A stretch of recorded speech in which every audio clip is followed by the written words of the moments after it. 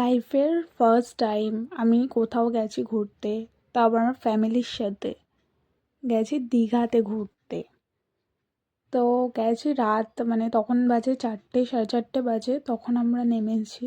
সারা রাত আমরা সমুদ্রের পাশেই ছিলাম, ওখানেই ছিলাম, কারণ ওখানেই থাকতে হবে। তখন কোনো তো হোটেল খোলা থাকে না।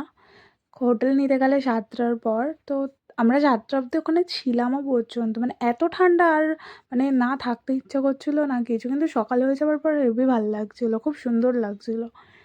এত ঠান্ডা, মানে আমাদের এখানের থেকেও বেশি ঠান্ডা ওখানে। সমুদ্র জায়গা ঠান্ডা হবেই, কিন্তু ভালো লাগছিল। আর আমি তো ওখানে গিয়ে চানই করিনি মানে সমুদ্রতে চানই করিনি।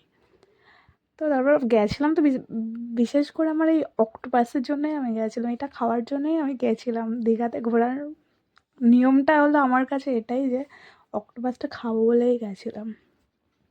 তো তারপর এখানে ভাই বাবা সবাই বিয়ার খাচ্ছিল, দুজনে খাচ্ছিল, আর আমার মা খায় না। তো আমি বিয়ার খেতে পারি না বলে আমি খাইনি। তো বেশ ভালো লাগছে। আমি খালি ভাবছিলাম এরা খেতে পারে, আমি কেন পারি না বিয়ারটা খেতে। আমি বিয়ার মদ কিছুই খাই না, কারণ আমি অনেক দিন আগেই ছেড়ে দিয়েছি এইসব খাওয়া। তো আমি তাই ভাবছিলাম আমি বসে বসে কী করব। তো আমার ড্রিঙ্ক এটাই ছিল, রেড বুলটা। আমি এখন রেড বুলটাই খেতে পারি আর বিজারটাই খেতে পারি, ব্যাস। তো আমি অক্টোপাসের সাথে ওটাই খাচ্ছিলাম। আর অক্টোপাসটা টেস্টি ছিল, বাট একটু রাবার টাইপের ছিল, আর একটু শক্ত ছিল, কিন্তু বেশ টেস্টি ছিল, খুব সুন্দর ছিল।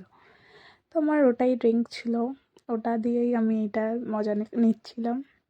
তো আমি তাই ভাবছিলাম যে এখানে ফ্যামিলির সাথে আসাটা বেকার।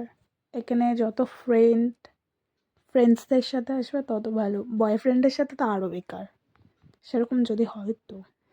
কিন্তু খুব ঘুরেছি, খুব ঘুরেছি।